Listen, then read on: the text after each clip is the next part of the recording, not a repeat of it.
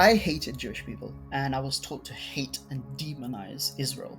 Israel was this thing that was like the epitome of all evil. For instance, Jewish people want to kill Palestinians and Muslims for the mere pleasure of killing them. The Israeli authorities are running the world and trying to destroy Islam. I started being taught that it is a duty upon every single Muslim to fight violent jihad. Britain is the enemy, that you are living in enemy territory. Do you think there's widespread support for Hamas among the Palestinian population? Absolutely. That's kind of like a given for me, even in the West Bank, unfortunately. Yeah. How could they ever have the confidence that this wouldn't be a state that would then declare war on Israel? Even if not by that particular leader, but by another one, because it's so pervasive in the culture. You can't. Hello everybody and welcome to a very special episode of JTV. Today we're joined by Sohail Ahmed, who is currently a student at Cambridge University for studying immunology. However, here's where it gets even more interesting. He is a former Hamas supporter who even dreamed up a terrorist plot in central London at one time, but he has now been deradicalised and condemns Hamas.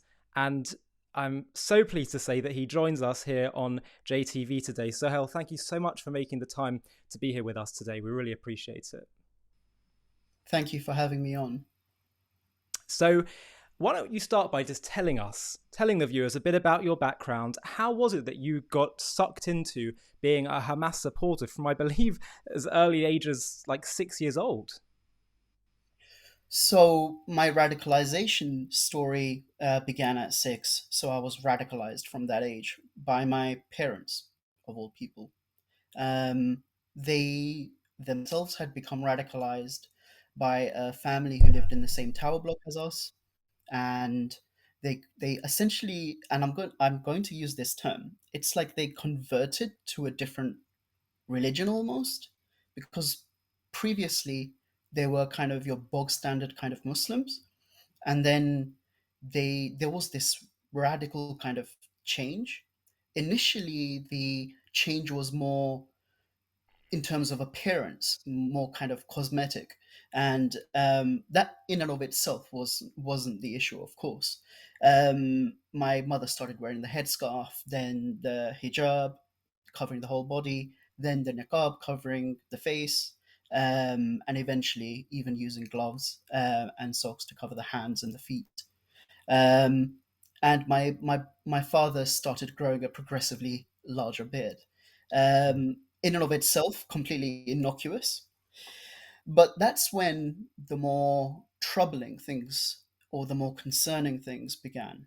I started being taught that it is a duty upon every single Muslim to fight violent jihad, that there is a never ending war between Muslims and non Muslims, that Britain is the enemy, that you are living in enemy territory, that you should hate your country and you should hate all non Muslims, um, and you should live your life like that. Now, as a 6 year old who didn't have much kind of critical thinking capacity, I believed it. Yeah, I makes took it sense. wholeheartedly. Yeah. Um, and there was one thing that I had. My first doubt did occur at that around that age.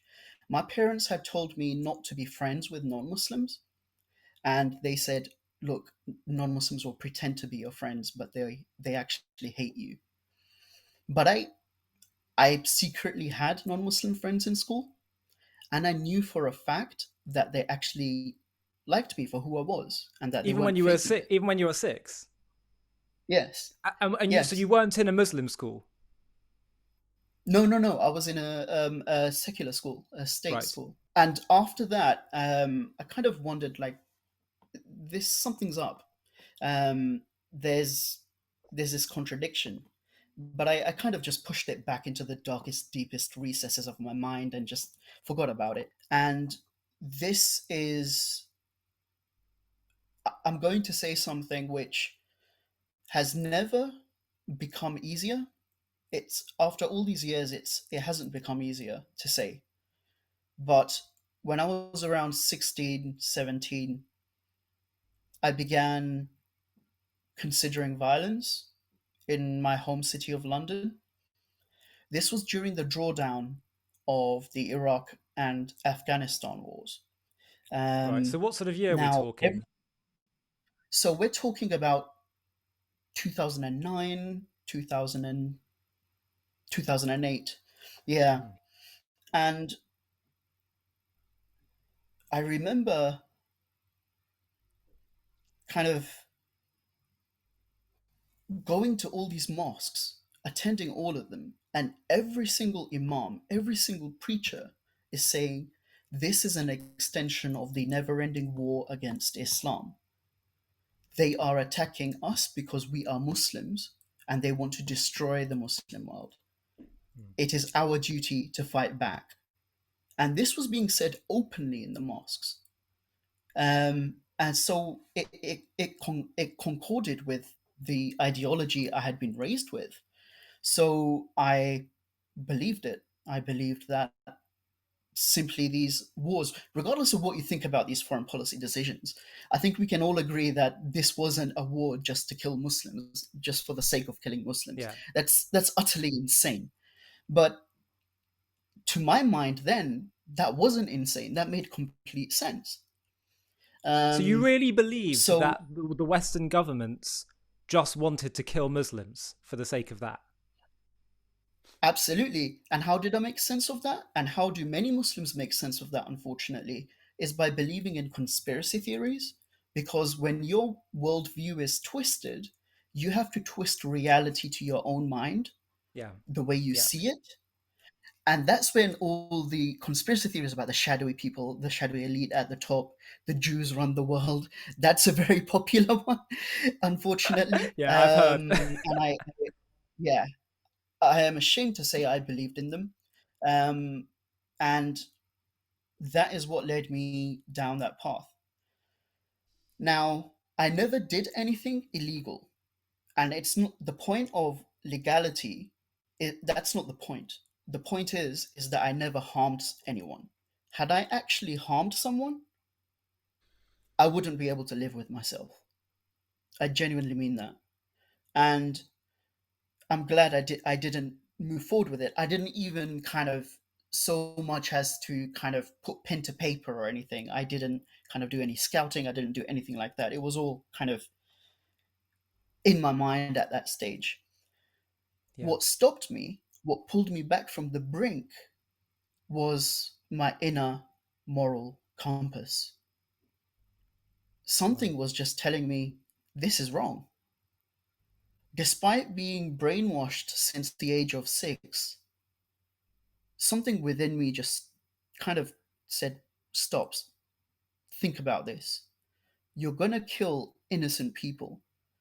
Look at your non Muslim friends. Would you be okay with someone killing them? And of course I wouldn't. And I began considering it, and I then started looking for interpretations within Salafist Islam. So I was a Salafi Wahhabi, which is the form of Islam largely practiced in the area, the Saudi Arabia kind of area. And I started looking for interpretations within Salafist Islam that said terrorism is not permissible. Hmm. Now, I found that interpretation, and that interpretation, bizarrely, and this is quite telling, didn't state that terrorism is bad because it's morally wrong, because you're killing innocent people. Rather, it said it was a very technical, legalistic argument. You, as a Muslim, have signed a covenant, an agreement with the British government by dint of having a British citizenship, that you will abide by the laws and will not attack Britain. Therefore, you cannot engage in a terror attack. The problem with that, whilst it did kind of stop me, And frankly, I think I would have stopped anyway, even if I hadn't come across that interpretation.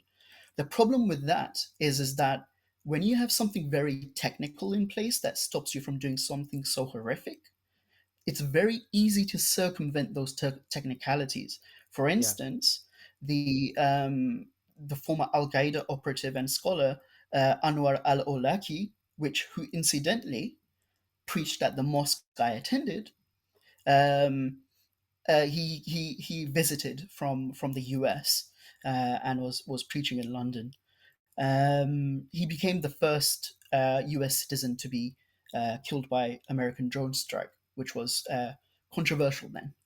Um, and he stated that actually, because if you're born as a British citizen or an American citizen, you physically haven't signed anything. Therefore, that agreement doesn't apply to you. Therefore, you can engage in jihad against the kuffar, the infidels, the non-Muslims. That's that's problematic. Um, that's highly problematic. But anyway, kind of moving on from that, I started having doubts about the utter rank hypocrisy that I was seeing amongst my fellow Islamists.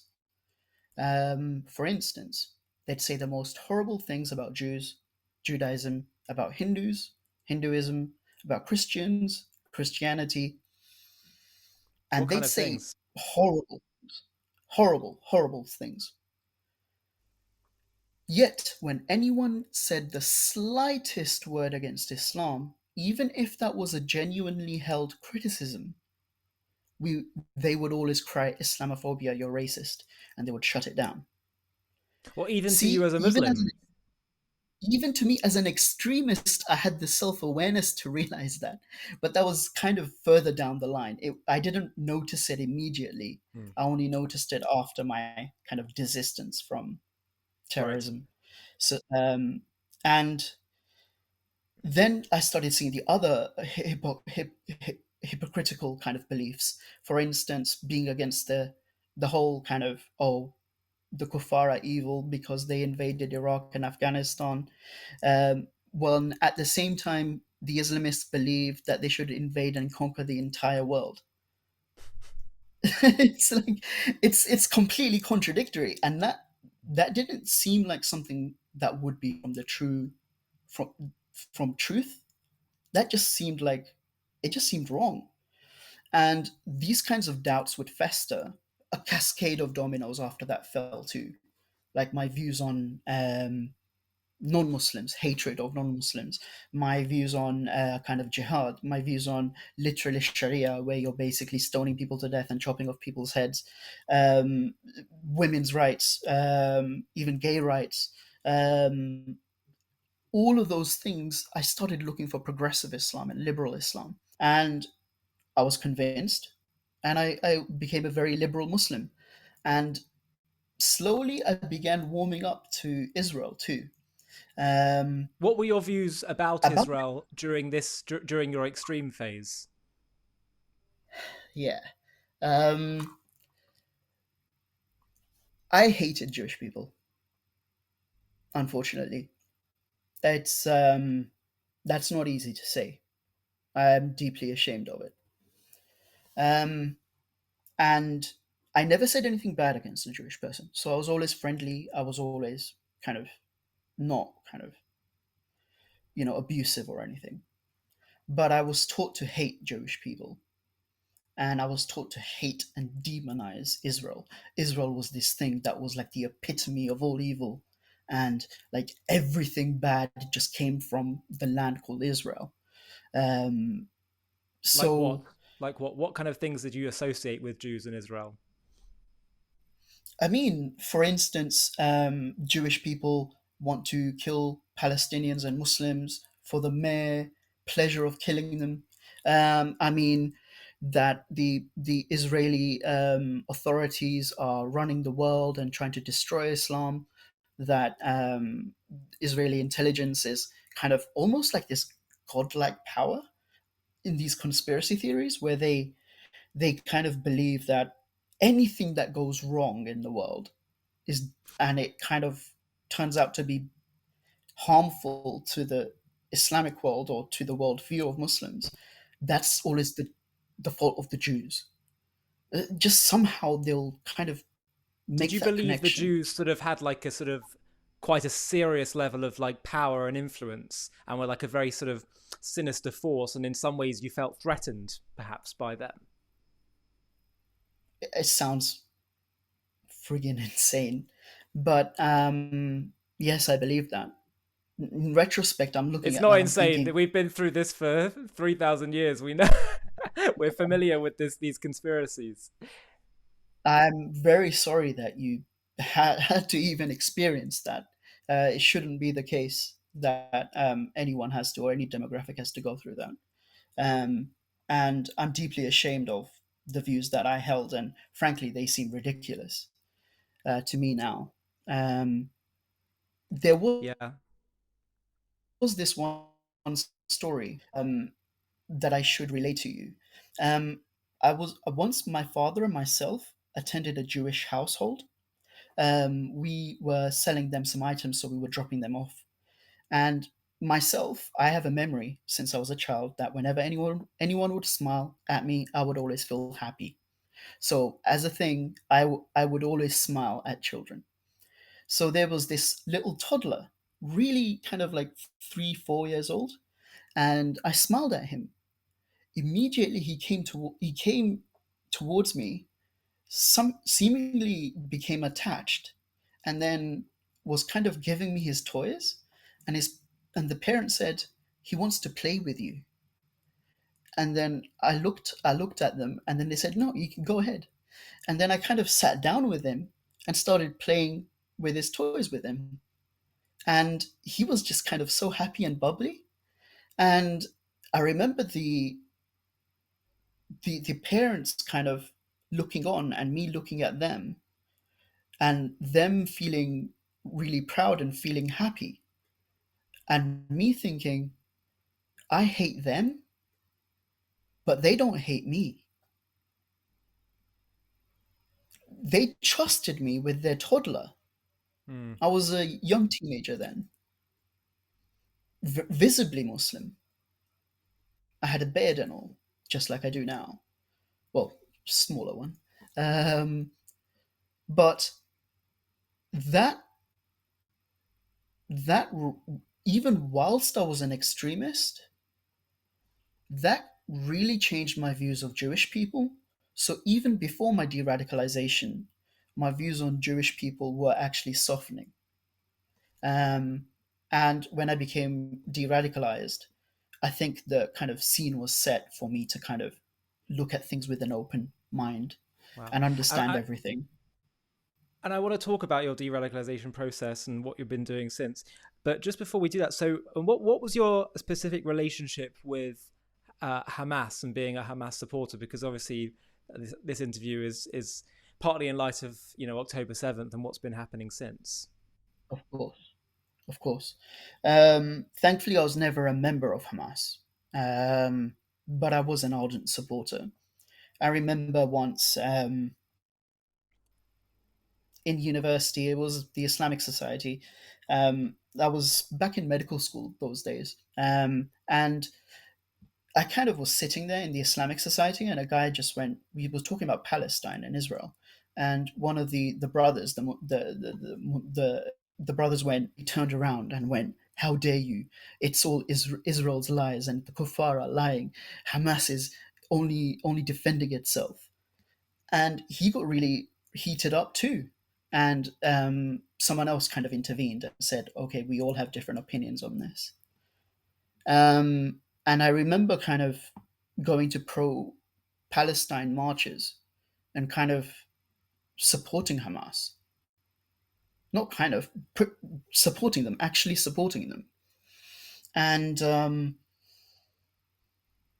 I really thought that actually all the stuff that was said about them was actually Israeli lies, Israeli propaganda, Western You mean stuff propaganda. like they use human shields and they're really freedom fighters, all that kind of stuff?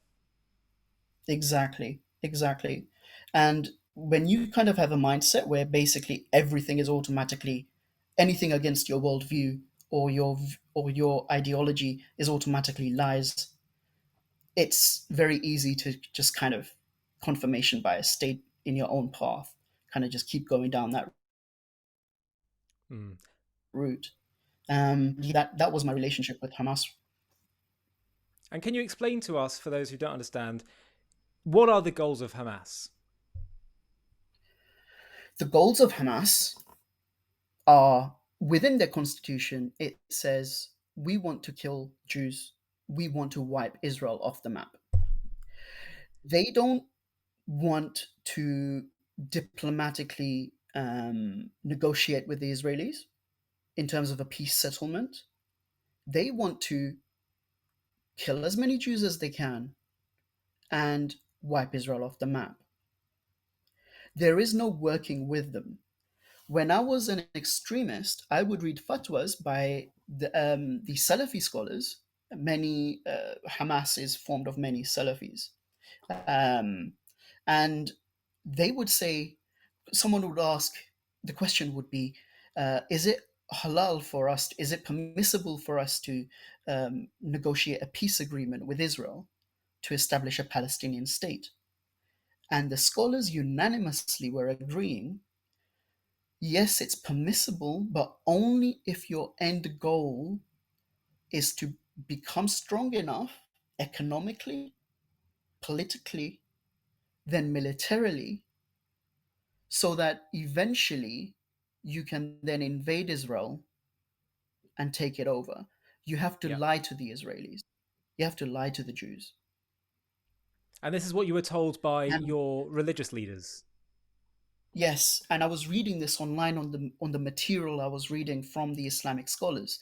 So it wasn't like I was kind of going to the kind of like the literature myself. It was actual interpretation from scholars who were saying this very Yeah. clearly.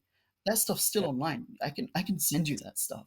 So how? I mean, Um, how is it? Given that this theology and this mindset is so pervasive, how could Israel ever feel confident enough, secure enough to be prepared to say to some Palestinian leader in the future, let's say even if they rise up and they say I'm a moderate, I'm prepared to make a deal, and they they've offered states in the past. How could they ever have the confidence that this wouldn't be a state that would then declare war on Israel? Even if not by that particular leader, but by another one, because it's so pervasive in the culture. you can't, which is why Israel has very serious security concerns, which is why Israel essentially kind of wants a replication of Area B in the West Bank. They don't want the Israelis are kind of arguing for, okay, we'll give you a Palestinian state, but only if there are enclaves within the Palestinian territory, such that there are Israeli military units stationed throughout the territory in enclaves, so that if any threat evolves, they have the operational flexibility to respond as quickly as possible. But then the world will continue That to say, makes "Oh, sense to me. but the world will say, well, that's occupation." It's that's a completely utterly simplistic way of seeing it. Israel genuinely is facing an existential threat. Yeah, That's real. That's not made up. That's not kind of used for political bargaining or as a football. That's real. yeah. And I Sohail, know there's for a another. fact because I Go go on, go ahead. for it. No, no, no, no. Go ahead. Go ahead. No, please, please, please. I'll ask after you. You were going to say something. I mean, thank you so much. It's I was one of them. I believed in this ideology, and so many of my fellow compatriots, my Muslim compatriots who thought like me, also agreed. And frankly, this was often a majoritarian view within certain sects like Salafism. Like that opinion was unanimous with in those fatwas that was saying, yeah, make peace, but only if you want, if the goal is to deceive them in order to actually invade them later on. And Wow. that's when I became de-radicalized. I realized two things. I realized firstly that the threat of Islamism is actually far more pervasive and far more serious and far more prevalent than anyone cares to admit. Secondly, to everyone going, oh, the why doesn't Israel give the Palestinians a state? They don't at all understand the ideology, the religious ideology, the theocratic ideology, the kind of violent ideology behind kind of a lot of the thinking that goes into it. Well, it's not just that, but also the question is how many Palestinians actually support it. So, for example, do you think there's widespread support for Hamas among the Palestinian population? Absolutely. That's kind of like a given for me. I mean, they were voted in, and from all reports that I'm seeing, um, they hold Hamas has popular kind of support. And what about the Even though West there Bank are and Judea? some, Yeah, even in the West Bank, unfortunately. yeah, even in the West Bank. And Fatah, the more moderates, who really aren't in really moderates, because they celebrate terror attacks and name streets after people who have killed Jewish And pay people, families of Israeli terrorists, people. yeah. Yeah, but let's go with it. Let's call them moderates. um, Slightly less even extreme. even with them, the many of the Palestinians living in the West Bank see them as an extension of the Israeli, as they see it, the occupation. They see them as agents of the occupiers. So even for them, Fatah isn't even serious enough, extreme enough for them. And I'm not trying to tar everyone with a broad brush, because there are some individuals who are very more progressive, both religious and secular, within the Palestinian territories. But unfortunately, they're the minority. Hmm. So, before we talk about the future, I guess, and what a viable path forward, um, again, just because it's important our audience hear this and people that perhaps are undecided, just to be clear, do Hamas need to be eliminated? They do. I mean, as long as Hamas is in power, there will be no peace. Even if you look at say the political situation inside Israel, this current government is the most right wing that Israel's had. But there's a reason for that. It's as a result because Hamas continuously keeps bombarding Israel with rockets. Now, imagine you're constantly under attack. Of course, you're going to kind of vote for people who are kind of promising more security, being harsher against the enemy, and kind of offering protection. Yeah, Like I will, like, I'm not defending like the Israeli authorities. I will criticize them, but at the same time I'm not going to demonize Israel and basically say, oh yeah, this all happened in a vacuum and they're just bad people. That's how people in the West think. These things arose for a reason. Israel originally was very open to offering a Palestinian state.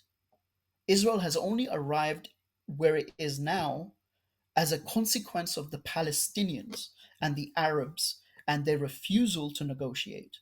there was a former That is Israeli key. diplomat called Abba Eban who said the Palestinians never miss an opportunity to miss an opportunity. Yeah, So, what do you? unfortunately true. Yeah, what do you say to those that are calling for a ceasefire right now? It's absurd, but what do you say to them? I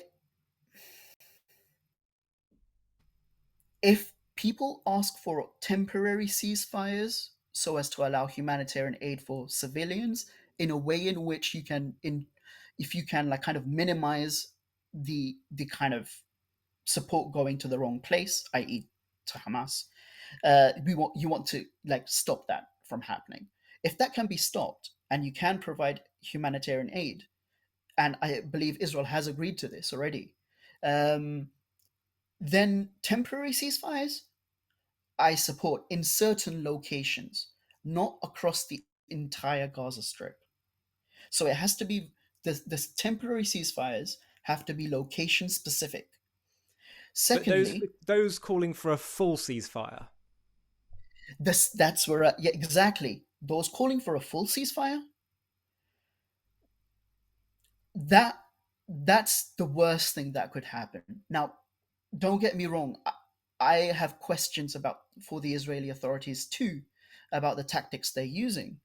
But if you argued for a change of tactics versus arguing for a complete ceasefire, that's that's not reasonable, because we're not fighting with a reasonable kind of enemy here.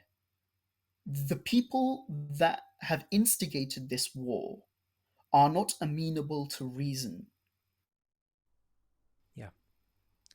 And They and, and can what do only speak the language of violence. right. Yeah. I mean, it's obvious to you and me. Um, what do you say to those who say, and I think it's a ridiculous argument, but you have some, especially isolationists and people who are, they talk all about just war, always breeding more war. Those who say, well, if Israel destroy Hamas, they'll create more Hamas terrorists as a result. Which is basically saying, so Israel should just say, oh, well, okay, we'll just wait till the next terror attack then. What do you say to people who say that? There's an actual formal military strategy known as, and it sounds strange, it's called mowing the lawn strategy. It's basically where you have periodic kind of airstrikes to degrade the enemy, not to entirely eliminate them, possibly because it's not possible to entirely eliminate them, but to degrade them enough so that they can't operate. And then to keep periodically doing that so as to ensure that the threat remains neutralized. That's what Israel does. Israel isn't bombing the Palestinians because they're somehow they just like bombing people. We it's hate it's it. utterly it's ridiculous to assert that. And I can't believe there are that people just have this completely simplistic, childish view of the conflict. Yeah, and I want to talk about why that is. What is it that leads to people having such absurd views of the world and reality and Israel and Jews? But a few more questions before we get there. What do you make about the overall world's reaction to the October 7th massacre, pogrom? That was October 7 was Israel's 9/11. That goes without saying. I remember I was just today reading about this civilian who gathered all the recordings of everything that happened, both on from Hamas and from the Israeli victims, and from the soldiers and from the search and rescue teams. And he basically put them together. And this has been screened selectively to diplomats and journalists about 100 times across the world. And what's in there is so horrific that people who heard about what was in there refused to attend, including diplomats. That's how horrific that video is. I haven't seen it, and I don't want to see it because I would like to, be able to sleep at night. Um, People need to realize the extent and the severity of what happened on October 7. This was not a continuation of the conflict. This was not a mere continuation of it. This was something different. It was so serious that it required an equally, if not more serious response. Simply from a game theoretical perspective, if someone like really, really does something horrific, you have to respond in a way that kind of bears the weight of that. Otherwise, if you do not respond appropriately, you then tell the other side, go ahead, you can do it worse next time. We won't respond as much. Again, we'll just be weak. So, in the end, Israel is faced with two evil options, right? Either bomb the Gaza Strip, eliminate Hamas, or do nothing. Yeah. Well, Let Hamas the first option isn't stand grow. evil. The first option is painful. It's messy. It's tragic, Yes, but it's not evil. And that's one of the things I that's. mean, I know I'm exactly what you saying mean. By the evil way, I know in totally what you philosophical mean. terms. Yeah, Yeah, yeah, yeah. yeah. Of course, of course. I'm just saying that I think we need to be way more careful with the language we use because we're so morally Yes, confused. yes. You know, like for example, comparing casualties on either side is an absurd way to judge the That's morality of that's a conflict. that's an absurd way. Look, the Israelis did not go into the Gaza Strip and behead babies and shoot babies and actually split women in half and then go parade their dead bodies around everywhere. A single IDF soldier do that. Had that happened, I'm pretty sure a lot of people would have, rejoiced at that almost because they would have said, "Ah, see, look, Israel's evil." Um, that didn't happen in the case of the casualties in Gaza. It is horrible, and I do feel for the Palestinians. Of course, I'm a human, but those weren't purposeful civilian casualties. It, Yeah, Israel wasn't it's so going in there obvious. It's targeting so civilians. obvious. And both the EU and the US, and the EU, I have to stress because the EU has been very critical of Israel previously, they Hmm. put out statements that were very strong against Hamas, saying what you're doing by using human shields and by using hospitals as command and control centers is barbaric. It's not civilized. So no one should have a shadow of a doubt that that is what Hamas does, that they use human shields. Yeah, yeah. And Sahel, what do you think it is about this conflict and about Israel and about the Jews that creates such strong emotions in people? And you know, as I'm sure you know as well, the anti-Semitism and anti-Israel hostility extends beyond radical Muslims. Absolutely. Unfortunately, it does. There's a number of factors that apply to it. One is anti-Semitism, just pure anti-Semitism, just Of the course, but the the idea that why does that exist? What do you think is causing it's such deep somehow hatred? it seems to exist from kind of the religious theological side as well as kind of politically on the more kind of like, so the Islamists who hate Jews mostly do it for theological reasons and also because they have Islamic supremacist values where seceding any an iota of territory to a non-Muslim is like fundamentally against their ideology, right? Right. So Israel must be When it such comes an to the Father. abomination to them, having a Jewish state in the heart of the Middle East, in the heart of Arabia. It's just must be the most I know, right? Only enraging a thing. slither of man. Yeah, yeah, How but dare it's one they? sliver too much. I mean, and then there's the far left, right? They hate Jewish people for a reason that is kind of a mixture of things. One is kind of pure envy of kind of the success of the Jewish community. The other thing is kind of it falls within the framework of we hate the West, we love the enemies of the West because we're anti imperialism and Israel is an apartheid state somehow, even though there is no one supranational Israel. Like, how can there be an apartheid state if both of those territories aren't one contiguous state? That's it's not the case that there's one Israel that covers both the Palestinian land and the Israeli land. If that was the case, and then people were divided by ethnicity, then that would be apartheid. Yeah. Funnily enough, But the that's only not the case. apartheid I'm aware of is in the Palestinian territories where no Jews or Israelis are allowed to live. Exactly. 20%, 19 to 20% of Israelis are Arab Israelis. And many people forget that. Um, and on the far right, it's to do with these conspiracy theories about they blame Jews for the rise of communism because for some reason they go, oh, look, see, this person had some Jewish ancestry, half Jewish ancestry. Look, they were all Jews. They did communism. Look, Jews bad.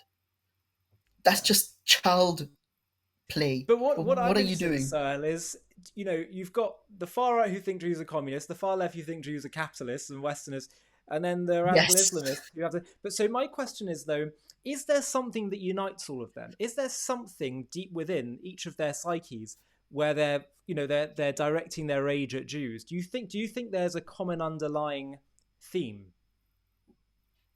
I think there may be, and I think that's to do with the in-out kind of tribalistic mentality, and in terms of essentially envy. I think envy is covered with all three of those. The far right hate seeing Israel succeed. The far left hate seeing Israel succeed, and the Islamists, kind of the existence of Israel is kind of like a slap in their face because literally Israel is the most advanced country in the Middle East. That Yeah. basically shows that look, the Jews have outdone you, Yeah. and that is kind of what's at the heart of it, I believe. There may be something else as well, but I'm not entirely sure. So I'm kind Sahel, of you're considering some of these ideas. yeah, yeah. No, I think you might be. I think you're onto something with that. I think that's right. Exactly what you said. Um, so hell, you're clearly you're a moral hero. You're someone that's listened to your inner moral conscience, the voice of morality. I would consider it the voice of God, really. And the, you heard that voice and you listened to it. I think about also Mossab Youssef, the son of Hamas. Uh, Mm, who lives in America, the son of the Hamas leader, who I think he's in America, who rejected Hamas, and mm. even though he grew up in the heart of it, and he shows, and you show that you give hope to people, you give hope to the world because you show that just because you're so deeply entrenched in a certain ideology, you are able to move past it, to get out of this the hateful spiral. But the question is, and I think you're really a real authority on this, is what do we need to do? How can we turn this envy into tolerance, perhaps even love, acceptance, pride in one another?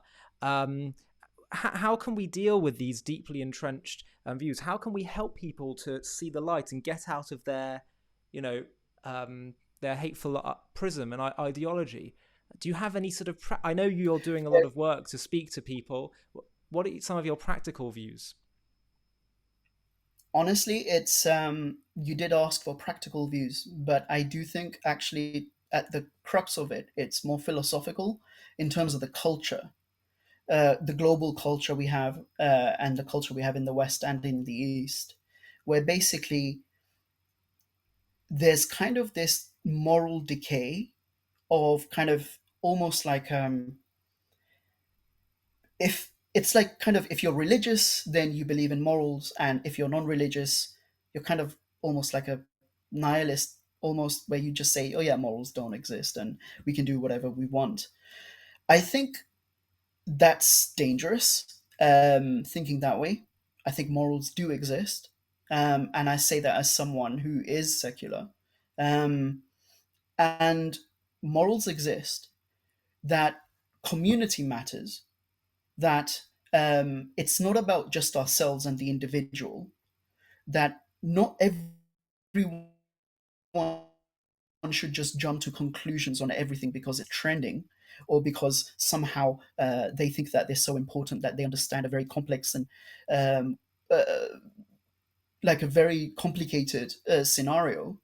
I think people need to learn humility in the sense that they need to realize that there are many things that they don't know, and they should go out and try to seek to address that.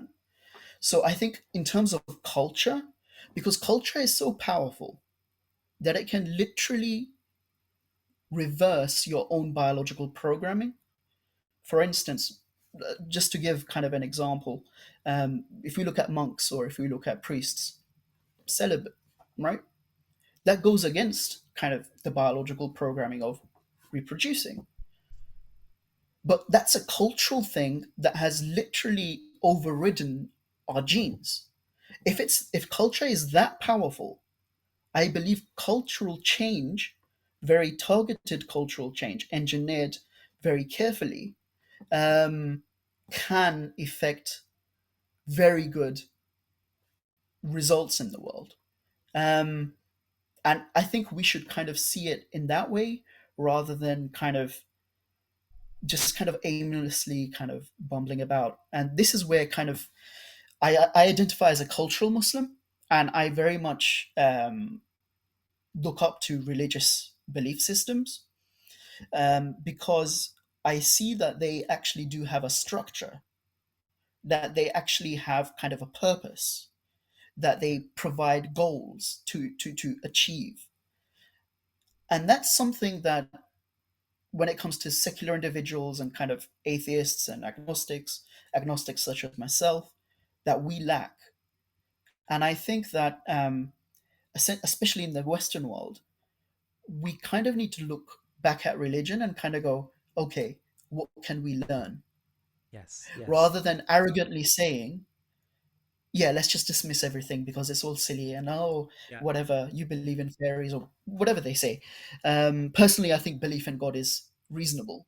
Um, I'm more of an agnostic deist.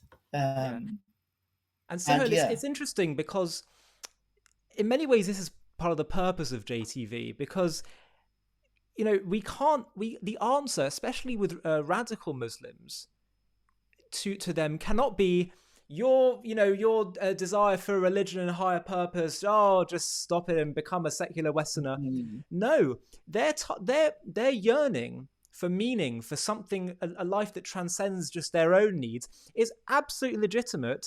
And as a Jew and a practicing Jew, it's something that is not just legitimate, but it's they're hearing also a deep voice within them that believes there is a sense. It's really a compliment to the human being that we crave to lead a life that's more than just ourselves. So the problem is not the yearning. The problem is what kind of religion we have, what kind of God we believe in. Do we believe in a God of hate, or exactly, do we believe in a God of exactly.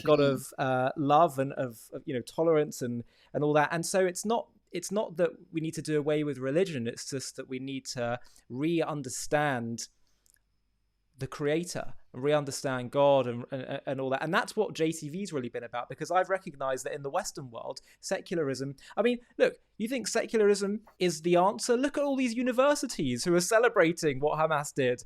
There's a serious lack of wisdom and tolerance for barbarism in the secular Western world as well. So this really gets to the core of what JTV has always been about, which is about, you know, that, as you said, there's very much strong reason and good reason for connection with God and purpose. It is essential to the human psyche, and it's just about doing it the way the creator wants, not a perverted way of it. See, the thing is, everyone has this yearning to be subsumed by something greater than themselves. They want to identify with something, they want to be given a purpose in that identity. And for instance, we had pretty much before the Enlightenment in the West. And actually, many of the Enlightenment philosophers, the famous quote, God is dead, by Nietzsche, that actually isn't, because people interpret that as him saying, God is dead, yay. No, that wasn't actually his point. The full quote is, God is dead, and we have killed him. We have blood on our hands. He was lamenting the destruction of religion because the Enlightenment philosophers were kind of going, okay, what's going to replace this? Right? So, see, I'm not a believer, but I see the utility in religion. It's existed for a reason. It came to be for a reason in multiple cultures, in pretty much every single culture. I think in every single culture, actually. There's a Mm. reason for it. Yeah, And Um, I think down at the core is kind of the idea that people believe that morals are just kind of mere opinions, and that simply moral realism rather than moral objectivism isn't possible if you're not religious. And I completely disagree with that view. Yeah, interesting, really interesting. I definitely think that the fact that we all do have this yearning for meaning and purpose, it points to the fact that there is one. That's my personal view. Um, and it's interesting you mentioned that point about, God is dead. That was a phrase that I think was popularized also in the 1960s. I think Time magazine had a big magazine cover that said, "Is God dead?" in the aftermath of the atrocities of the Second World War and the Holocaust and other atrocities. And I heard a rabbi speak recently about the fact that there's always things and ideas that we can take from what we see in the world around us. And he said, on some level, emotionally, God himself, and we both believe in God. This was expressing God's emotional state at that moment. He felt he was dead. The amount of emotionally, right, in the amount of evil that had been done, and now today as well in His name, is utterly appalling, and it represents the worst of humanity. But Sohail, you represent You really can't the see, best. but my eyes are watering because I remembered a kind of a graffitied quote that was written in Auschwitz, which said, "If God exists, He's going to have to seek forgiveness from me." And that actually made me cry the first time I read that. Um, yeah, that it's kind of metaphorically, The truth is, it it's shows the it's not pain. it's not metaphorical. And Judaism does absolutely believe that God is emotional, sensitive, and cries. He cries when think about, it's so odd that sometimes we have this sense of God as being a parent, a father in heaven, but then he's totally emotionless. And when we suffer, well, he says, well, it's ultimately for your good. When a parent sees their child in pain, the parent is actually even more pain. So how much Mm, more so is God a creator in pain when he sees his children in pain? We say that when the Egyptians were drowning in the sea, when the Jewish people left Egypt, the creators, sorry, the angels said wanted to sing praise to God for the justice that occurred, and he said, "You're singing when my creatures are drowning." So these were people who had committed terrible acts against the Jewish people. So how much more so does God weep? How much more so does God feel pain when righteous people suffer, people who have done no wrong suffer? And so absolutely, it's there's a living, breathing relationship. And yes, there's definitely God has questions to answer. He has questions to answer, mm, and we, as believing Jews, believe He will answer them. But frankly, we're not really interested in the answer at this stage. We just want the suffering to end, and we know that it has to, whatever answer it is, it's going to have to be absolutely bloody awesome, because the suffering has been absolutely bloody awesome, and the pain throughout human history. honestly, kind of when I've seen during these protests, people say things like horrid things, like Hitler was right. The only thing he did wrong was he didn't kill more Jews. Even as an Islamist who was considering literal terrorism, I never thought like that. I Mm. never once thought a, a thought that horrid. You probably also had a very difficult relationship with God, right, as an extremist, because if you think of God as doing things that are so hateful and cruel in His name, what's your relationship with that God? Exactly. It's not. It's not entirely healthy, is it? Um, I mean, do you and feel that this God has your yeah, back? that Do you that feel this God you can see, trust? How what kind of no, relationship are you going absolutely to not. have with a It's God kind like of that? it's kind of like almost like now having come out of it and kind of seeing it from a third party perspective. It's very much kind of the extreme Islam version of God is kind of malevolent and very frankly sadistic. It's it's insane. And it's just, if you look at some of the scriptures, it's just, oh, the kuffar die like this, and they're going to be tortured this way and that way, and they're so bad. And it's something that never fit right with me, if I'm being honest. But I just always ignored that doubt. I just kind of pushed it back, and I just tried not to think about it. Yeah. Sohail, you really are. You're a hero and you're an example. And I really hope this, this interview. It's been one of the most remarkable interviews that we've done on JTV, and I really hope that and I know it will have ripple effects on others. And we have a significant Muslim audience actually as well, by the way. So I'm sure parts of the Muslim community will listen to this. Two final questions on a personal note. What do you have a relationship with your family? Your parents still quite extreme? Is there any relationship there? They are very extreme, and I know from one of my siblings who reached out to me recently. But no, with my parents and with the rest of my siblings, I have no contact or communication. And honestly, I think it's better that way, because what they stand for is so vehemently against my ideals now, that I just wouldn't be able to stand even being in their presence, frankly, um, because what they believe is so abhorrent that I just can't deal with it. Have you ever Um, tried and that's communicating the this to thing. them? I once or twice, yes. I mean, in terms of like how I view my old self, it's almost as though I'm looking at like an alien. It's I know that person was me, but it's almost like there's a schism between the stream of consciousness of when I was younger versus me now. And it's like there's this rift where like I just don't identify with my prior self, and it's really bizarre.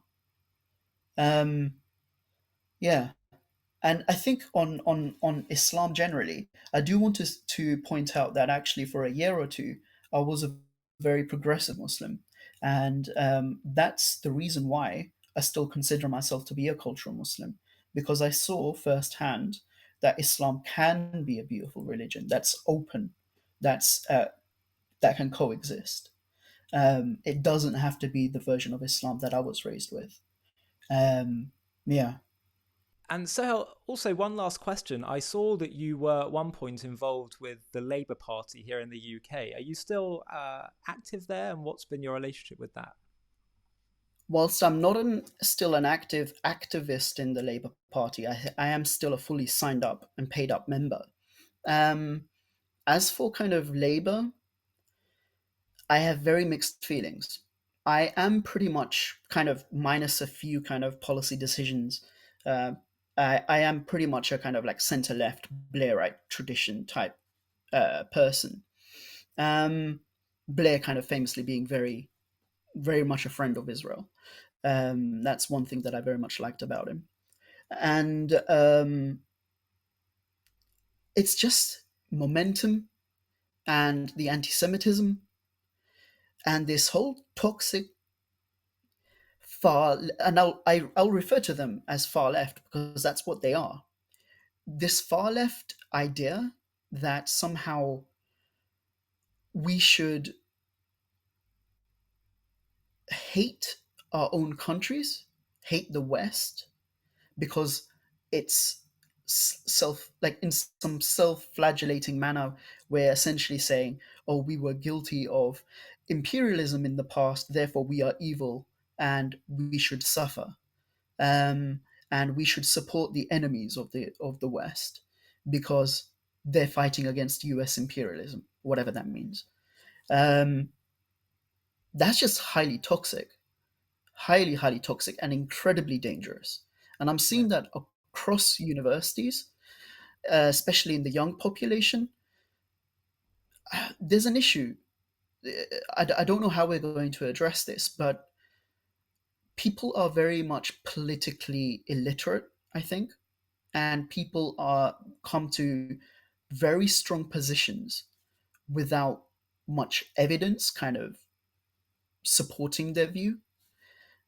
And yeah, I think that we essentially kind of need a philosophical revival in the West, where basically we need to rethink some of our political philosophies, even the way we conceive of liberalism, because currently we have a loophole, which is that we should be so tolerant and open so as to allow for ideologies that are hostile to ours to fester, grow, and eventually replace liberalism. Yeah. That's self defeating.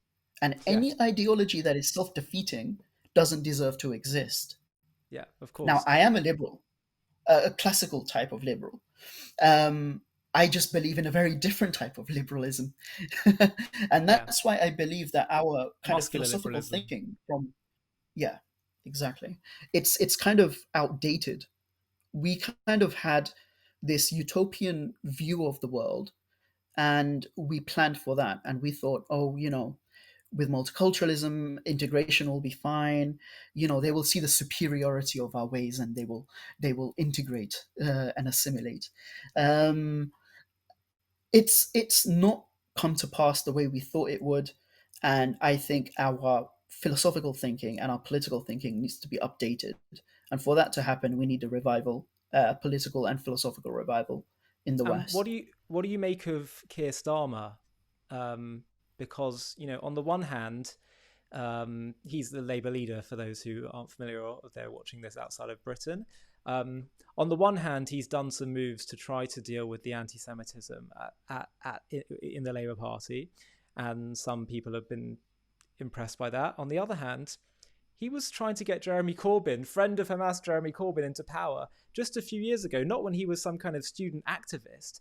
And I understand sometimes you have to do things for political opportunism. There's going to be a time when Jeremy Corbyn's no longer there. But for me, there's certain red lines you have to have in life. And trying to get a Yes. man like that into power, he was such a senior member of his cabinet. I just find that to be unacceptable. And even now, when he was asked by Sky News just a few weeks ago, does he regret that? He wouldn't bring himself to say he regretted it. He said, "No." He said, "I always want a Labour government." And that is deeply, deeply disturbing to me that this man could become prime He said minister. that. I He did. entirely believe he did say that. I He believe did. that He because that did. He was sounds like asked by him. Beth Rigby But on that's Sky horrid. News just a few weeks ago, after the October 7th massacre, by the way. And he was asked, she said, Jewish people, and by the way, I think she's somewhat in favor of Starmer, and I was quite impressed by her line of questioning. She said to him, um, Jewish people are concerned you tried to get Corbyn into power. Were you doing that? Were you saying you supported him because you really believed it or because you had to? And he said, well, I always want a Labour government, but we lost our way. She said, that wasn't my question. Do you regret it? And he said the same answer. I always want a Labour government, but we lost our way. I don't know why he can't just say I regret it. And I'm forced to conclude it's because he doesn't think it was that terrible. Honestly, there's a reason why I wouldn't make a good politician because I'm too honest. And I probably would have been kicked out of the party if I were a Labour MP, even a Labour member probably would have been kicked out for being so anti-Corbyn. Um, and it's problematic. He's got kind of people around him. Don't get me wrong, I am impressed by Keir Starmer in the sense that he hasn't capitulated to the insane pressure that's being put on him to reverse his position on not supporting a ceasefire in Israel, right? So he's supported the government position. That I admire. But he's surrounded by people who are Corbynites, of the previous kind of momentum type. For instance, David Lammy is the shadow foreign secretary. He said some pretty horrendous things in the past, I think, racist things about white people and very regressive kind of far left Yeah, things. yeah, Um, and I'm just really worried. And honestly, I don't even know if I'll vote, and I'm not even sure if I'll remain a Labour Party member.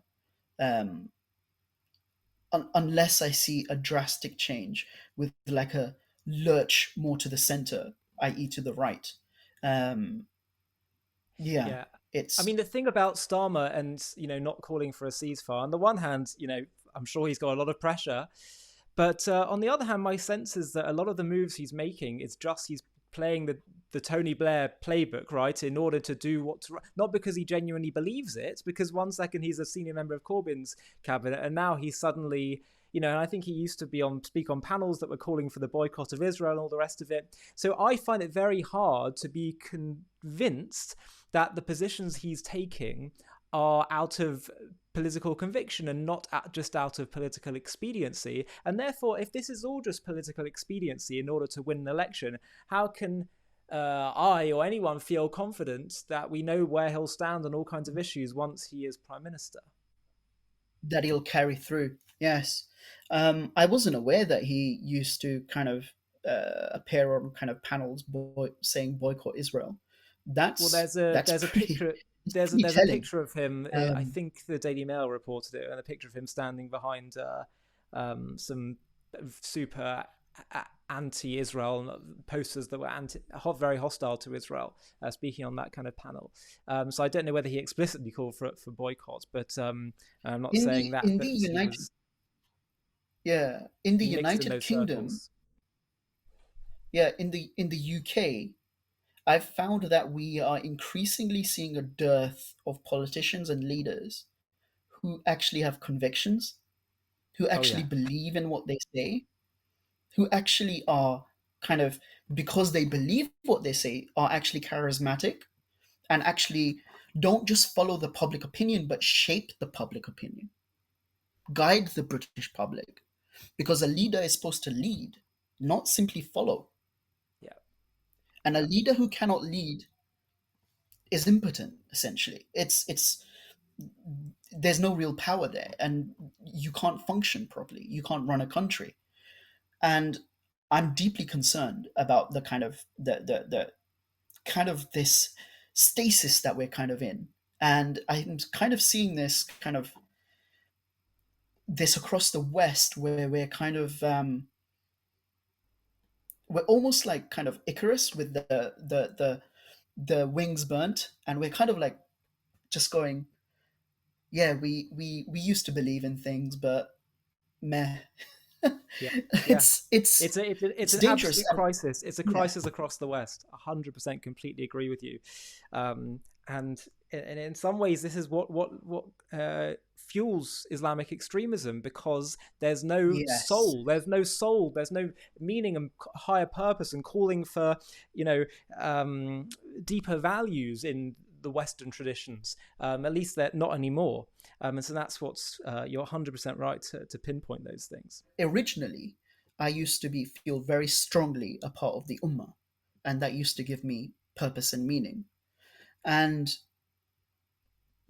when I kind of became de-radicalized, even whilst I was still a believing Muslim, I began to increasingly identify with the British identity. So I was quite patriotic, not in the kind of crazy right wing kind of way, but in a way that's kind of like, yeah, I'm proud of my country. I identify with my country. I'm from a former uh, uh, country that was colonized by Britain, and now I'm kind of like a children of the empire type of thing.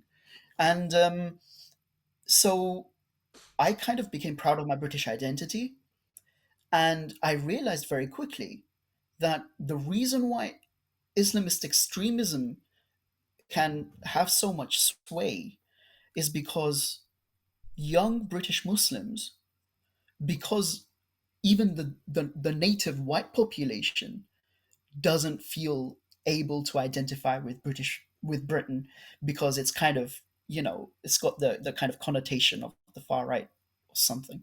Um, it's it's created this situation where there's no identity on the secular side, on the side of Britain, and there's everything on the Islamist side. Obviously, they're going to go towards Islamism Yeah. because that's providing them their needs, Yeah, yeah. giving them their purpose. Patriotism is frowned upon. It's a Mm. disaster. Um, and I think that's what you're offering as a solution is absolutely it's essential. It's critical for the survival of the West. And so, how? What? Lastly, what are you sort of? What's your plan for the future? What are you focused on? What happens moving forward? So I've got a number of plans, some of which are kind of evolving at the moment. I've got to complete my immunology degree at Cambridge and then my maths and physics degree at the Open University because I'm doing two part-time degrees. Um, I've got to finish those, and then I think I will be setting up an organization, hopefully at some point, kind of focused on kind of cultural and philosophical revival almost, and kind of progressive Islam, and kind of a revival there too.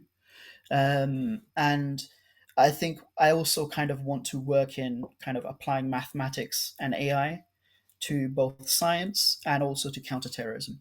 So that's kind of my life goal or trajectory, so to speak. Amazing, amazing. Sohail, thank you so much for your time. Thank you for being so open with us about your journey. You are inspiring. You give us hope that, we just released a video on JTV that Jewish people, we do believe ultimately that humanity will choose good in the end. We do believe in the goodness of humanity. And you are an example. You're an example of that. And so thank you. Thank you for making the time to be here. And thank you for having courage, really. I think that's the main theme, the main takeaway here. Good luck with the next steps, and there may be future times where we might want to speak with you again. If you'd be open to that, that would be wonderful. Absolutely. No, thank you. The honor's mine. Thank you.